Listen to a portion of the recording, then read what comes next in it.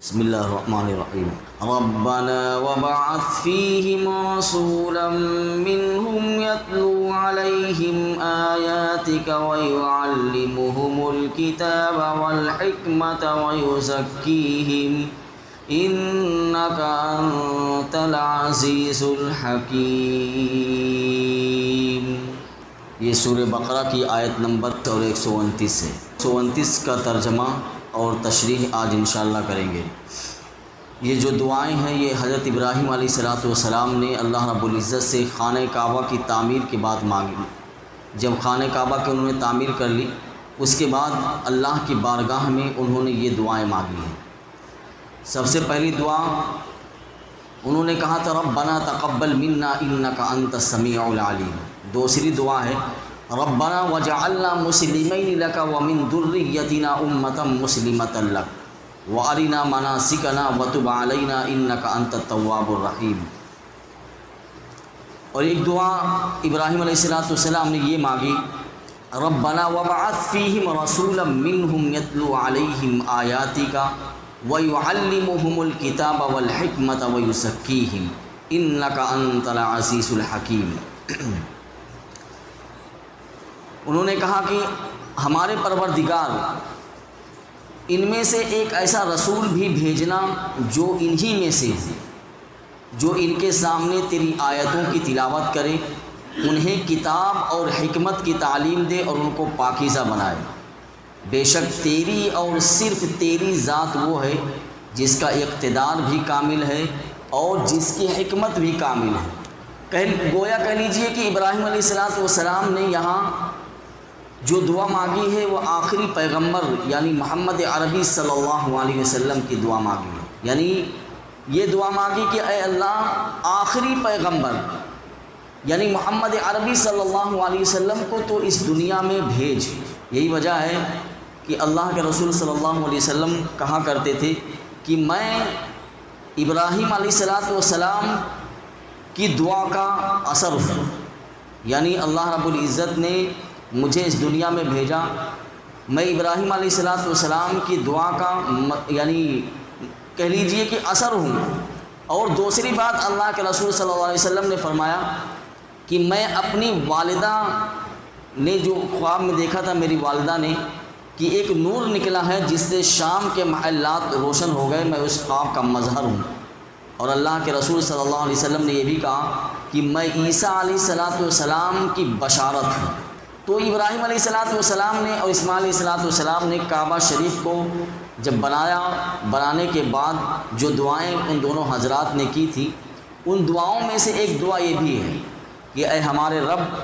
انہی میں سے یعنی بنی اسماعیل میں سے یا یہاں جو آباد ہیں ان میں سے ایک رسول مبعوث فرما۔ تو رسول سے مراد یہاں خاتم النبیین یعنی حضرت محمد صلی اللہ علیہ وسلم مراد ہیں، جو عربی بھی تھے اور مکی بھی تھے، اور حضرت ابراہیم اور حضرت اسماعیل دونوں کی نسل سے تھے۔ حضرت ابراہیم علیہ السلام کے بعد جتنے بھی انبیاء مبعوث ہوئے ہیں سب انہی کی نسل میں سے تھے، یعنی ابراہیم علیہ السلام کی۔ اور حضرت سرکار دو عالم صلی اللہ علیہ وسلم جو خاتم النبیین ہیں، ان کے علاوہ جتنے بھی نبی گزر چکے ہیں سب بنی اسحاق میں سے تھے۔ میں نے کہا کہ یعقوب علیہ السلام کے جو بیٹے تھے یعنی ابراہیم علیہ السلام، ان کے دو بیٹے اسحاق علیہ السلام اور اسماعیل علیہ السلام۔ تو اسحاق علیہ السلام کے بیٹے ہیں یعقوب علیہ السلام، انہی کی نسل میں سے جو نبوت کا سلسلہ ابھی تک چل رہا تھا۔ لیکن آخری نبی جو آئے ہیں وہ بنی اسحاق میں سے نہیں بلکہ بنی اسماعیل میں سے آئے ہیں۔ اللہ رب العزت نے آخری پیغمبر کو جو نبیوں کا سلسلہ چل رہا تھا اسرائیل کے اندر ان میں سے ختم کر کے اللہ رب العزت نے آخری نبی محمد صلی اللہ علیہ وسلم کو بنی اسماعیل میں سے بھیجا۔ یہی وجہ ہے کہ ایک مفسر ہیں انہوں نے اپنی تفسیر میں ذکر کیا ہے اور حدیث کے حوالے سے ذکر کیا ہے کہ حضرت ابو امامہ رضی اللہ تعالیٰ عنہ نے عرض کیا کہ یا رسول اللہ آپ کا ابتدائی تذکرہ اولاً کیسے شروع ہوا، یعنی آپ کے بارے میں کیسے لوگ جاننے لگے کہ آپ آخری پیغمبر ہیں اور آپ دنیا میں آئیں گے، آپ کا ابتدائی تذکرہ کیسے شروع ہوا؟ تو آپ نے فرمایا کہ میں اپنے باپ ابراہیم کی دعا ہوں۔ یہ ابراہیم علیہ السلام نے جو دعا مانگی یہاں کہ ربنا وبعث فیہم رسولا منہم، اور اللہ کے رسول نے کہا کہ میں عیسیٰ علیہ السلام کی بشارت ہوں، اور میری والدہ نے جو خواب دیکھا تھا کہ ان کے اندر سے ایک نور نکلا ہے اور اس نور نے شام کے محلات کو روشن کر دیا، تو میں اس خواب کا مظہر ہوں۔ یہ حدیث جو ہے مشکات، صاحب مشکات نے بھی روایت کیا ہے اس کو، ایک حدیث کی کتاب ہے مشکات، اس میں بھی یہ حدیث جو ہے، ایک دوسری حدیث کی کتاب جس کا نام ہے شرح السنہ اس سے نقل کیا ہے، اس میں بھی ہے کہ میں اپنی والدہ کے خواب کا مظہر ہوں، جنہوں نے وضع حمل کے وقت دیکھا تھا کہ ان کے لیے ایک نور روشن ہوا ہے جس سے شام کے محلات روشن ہو گئے۔ تو حدیث نقل کر کے حافظ ابن کثیر رحمۃ اللہ علیہ لکھتے ہیں کہ مطلب یہ ہے کہ سب سے پہلے جنہوں نے میرا تذکرہ کیا اور لوگوں میں مجھے مشہور کیا وہ حضرت ابراہیم علیہ السلام ہے۔ یہ تذکرہ دعا کی صورت میں تھا، یہاں جیسے یہاں تذکرہ ہے، اور اللہ کے رسول صلی اللہ علیہ وسلم کا ذکر جو ہے مشہور ہوتا رہا ہے، یہاں تک کہ انبیاء بنی اسرائیل میں سے جو آخری نبی تھے حضرت عیسیٰ علیہ السلام، انہوں نے بنی اسرائیل کو خطاب کر کے یہ کہا تھا، سورہ صف میں وہ آیت ہے، وہ اللہ کے رسول صلی اللہ علیہ وسلم کے بارے میں انہوں نے بتایا تھا، یا بنی اسرائیل انی رسول اللہ الیکم مصدقا لما بین یدی من التوراۃ ومبشرا برسول یأتی من بعد اسمہ احمد، یا اے بنی اسرائیل بلا شبہ میں تمہاری طرف بھیجا ہوا اللہ کا رسول ہوں، تمہارے سامنے جو تورات ہے نا اس کی تصدیق کرنے والا ہوں، اور ایک ایسے رسول کی بشارت دینے والا ہوں جو میرے بعد آئے گا، یعنی اس کا نام انہوں نے کہا کہ احمد ہوگا۔ تو اللہ کے رسول صلی اللہ علیہ وسلم کا دو نام ہے، ایک نام ہے احمد اور ایک نام ہے محمد۔ تو عیسیٰ علیہ السلام نے جس نبی کی بشارت دی تھی کہ وہ نبی دنیا میں آنے والے ہیں، ان کا نام احمد ہوگا۔ تو زمان حمل میں آپ کی والدہ نے خواب میں دیکھا تھا کہ ان کے اندر سے ایک نور نکلا جس کی وجہ سے شام کے محلات روشن ہو گئے۔ انہوں نے اپنا خواب اپنی قوم کو سنایا،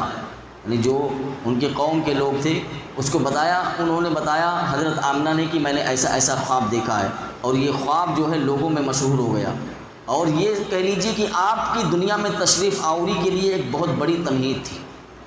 آخری زمانہ میں اللہ تعالیٰ نے اپنا آخری نبی مبعوث فرمایا جس کے لیے ابراہیم علیہ السلام نے دعا کی تھی، اور عیسیٰ علیہ السلام نے جن کی بشارت دی تھی، آپ کا نام احمد بھی ہے اور محمد بھی ہے۔ آپ پر اللہ تعالیٰ نے نبوت اور رسالت کو ختم کر دیا ہے، اور سارے عالم کے انسانوں کے لیے یا رہتی دنیا تک کے لیے آپ کو نبی اور رسول بنا کر بھیجا ہے اللہ رب العزت نے۔ سورہ احزاب میں آپ کے خاتم النبیین ہونے کا اللہ رب العزت نے اعلان فرما دیا ہے، اور اللہ کے رسول صلی اللہ علیہ وسلم نے خود اپنی زبانی فرمایا کہ لا نبی بعدی انا خاتم النبیین لا نبی بعدی، کہ میں آخری نبی ہوں، میرے بعد کوئی پیغمبر کوئی نبی نہیں ہوگا۔ اور اللہ کے رسول نے یہ بھی کہا کہ ختم بی النبیون، یعنی میرے اوپر نبیوں کی آمد ختم ہو گئی ہے۔ تو جس رسول کے آنے کی یہاں دعا کی ہے اس کی صفات اللہ رب العزت فرما رہے ہیں کہ ابراہیم علیہ السلام نے اس رسول کے اندر یہ صفات کی دعا مانگی تھی، یتلو علیہم آیاتی کا ایک صفات یہ اس کے اندر ہونی چاہیے، وَيُعَلِّمُهُمُ الْكِتَابَ وَالْحِكْمَةَ وَيُزَكِّيهِمْ، یہ بہت ساری آیتوں میں اس کا تذکرہ ہے۔ یہ جو صفات اللہ کے رسول کی یہاں بیان کی گئی ہے، ان صفات کا تذکرہ جو ہے سورہ آل عمران کی آیت میں بھی ہے، اور سورہ جمعہ جو ہے اس میں بھی ہے اس کا تذکرہ۔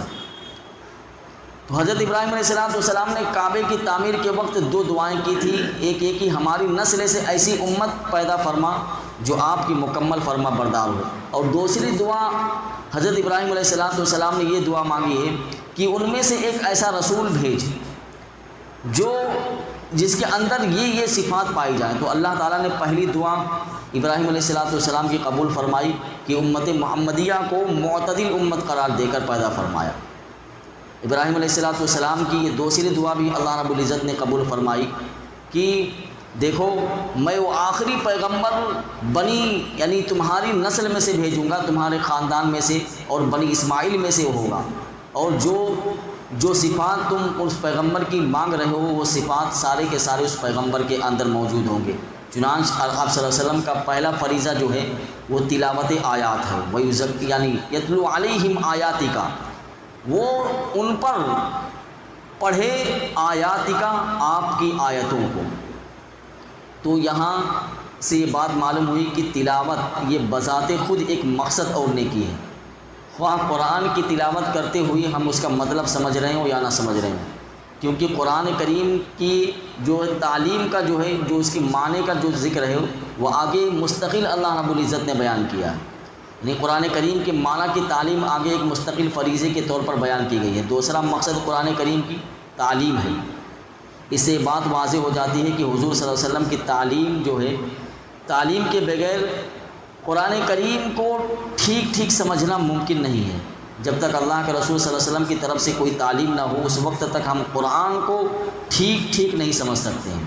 یعنی صرف ترجمہ پڑھ لینے سے قرآن کریم کی صحیح سمجھ حاصل نہیں ہو سکتی ہے، کیونکہ اہل عرب چونکہ عربی زبان جانتے تھے، اس سے خوب واقف تھے، انہیں ترجمہ سکھانے کے لیے کسی استاد کی ضرورت نہیں تھی۔ اس لیے قرآن کریم کی اصل تشریح وہی ہے جو اللہ کے رسول صلی اللہ علیہ وسلم نے اپنی زبان مبارک سے کی ہے۔ تیسرا آپ کا فریضہ یہ بتایا گیا کہ آپ حکمت کی تعلیم دیں۔ اس سے معلوم ہوا کہ حکمت اور دانائی اور عقل مندی وہی ہے جو حضور صلی اللہ علیہ وسلم نے تلقین فرمائی ہے۔ اس سے نہ صرف آپ کی احادیث کا حجت ہونا معلوم ہوتا ہے، بلکہ یہ بھی واضح ہوتا ہے کہ جو چیز اللہ کے رسول نے بتائی ہے وہ چاہے انسان کے عقل میں آئے یا نہ آئے، اس کو ماننا ہی پڑے گا۔ یعنی اگر آپ کا کوئی حکم یہ کہہ لیجئے کہ عقل کے لحاظ سے یا حکمت کے لحاظ سے وہ عقل کے خلاف محسوس ہو رہا ہے یا حکمت کے خلاف محسوس ہو رہا ہے، تو اب اس میں اعتبار انسان کی عقل کا نہیں ہوگا کہ انسان کی عقل میں بات نہیں سمجھ میں آ رہی ہے، لہٰذا یہ نہیں۔ یہاں سمجھا دیا گیا کہ جو بات، جو حکمت اور جو دانائی اور جو عقل مندی کی بات اللہ کے رسول، یعنی جو عقل مندی اللہ کے رسول نے بتا دیا وہی ہے اصل بات اور وہی ہے صحیح، چاہے وہ انسان کی عقل میں آ رہی ہو یا نہ آ رہی ہو۔ چوتھا فریضہ آپ صلی اللہ علیہ وسلم کا بتایا گیا کہ آپ لوگوں کو پاکیزہ بنائیں۔ اس سے مراد آپ کی عملی تربیت ہے، یعنی جس کو کہتے ہیں کہ تزکیہ نفس۔ اللہ کے رسول صلی اللہ علیہ وسلم نے صحابہ کرام کا تزکیہ نفس کیا ہے۔ آپ صلی اللہ علیہ وسلم نے صحابہ کرام کے اخلاق اور باطنی صفات کو گندے جذبات سے پاک کر کے انہیں اعلیٰ درجے تک پہنچا دیا۔ اس سے معلوم ہے کہ قرآن و حدیث کا جو کہہ لیجئے کہ قرآن و سنت کا صرف کتاب علم بھی انسان کی اصلاح کے لیے کافی نہیں ہے، جب تک اس نے اس علم کو اپنی زندگی میں نافذ کرنے کی عملی تربیت حاصل نہ کر لی۔ حضور صلی اللہ علیہ وسلم نے صحابہ کو اپنی صحبت سے سرفراز فرما کر ان کی تربیت فرمائی ہے، پھر صحابہ نے تابعین کی اور تابعین نے تبع تابعین کی، اسی طرح یہ تربیت کا سلسلہ چل رہا ہے اور یہ سلسلہ صدیوں سے اسی طرح چلا آ رہا ہے۔ باطنی اخلاق کی اسی تربیت کا علم احسان یا علم تزکیہ یہ جو کہلاتا ہے کہ جو بھی باطنی تربیت ہوتی ہے، جہاں بزرگان دین کے یہاں ہوتی ہے، خانقاہوں میں ہوتی ہے، تو تصوف بھی در حقیقت اسی علم کا نام ہے، اگرچہ بعض نااہلوں نے اس میں غلط خیالات کی ملاوٹ کر کے بعض مرتبہ اسے خراب بھی کر دیا ہے، لیکن اس کی اصل یہی تزکیہ ہے جس کا ذکر قرآن کریم نے یہاں فرمایا ہے۔ اور ہر دور میں تصوف کی اصل حقیقت کو سمجھ کر اس پر عمل کرنے والے ہمیشہ جو ہے موجود رہے ہیں۔ تو اللہ رب العزت سے جو ابراہیم علیہ السلام نے جو دعا مانگی تھی، اللہ رب العزت نے اس کو قبول فرما لیا اور آخری پیغمبر کو بنی اسماعیل میں سے بھیج کر امت محمدیہ پر بہت بڑا احسان کیا، اور اس نبی نے امت محمدیہ یعنی اس نبی نے اس امت کو ایسا سبق دیا اور ایسی تعلیم کی اور اس کا ایسا تزکیہ کیا ہے کہ رہتی دنیا تک وہ صحابہ کرام کی جو جماعت ہے وہ رہتی دنیا تک بالکل روشن ستاروں کے مانند ہو گئے ہیں۔ اور اللہ کے رسول صلی اللہ علیہ وسلم نے ان کی ایسی تربیت کی کہ ان کے نقش قدم پر چلنے والا گمراہی کے راستے سے بچ کر ہدایت کے راستے پر چلنے والا بن جائے گا۔ اللہ رب العزت ہمیں اپنے نبی صلی اللہ علیہ وسلم کی کامل اتباع نصیب فرمائے۔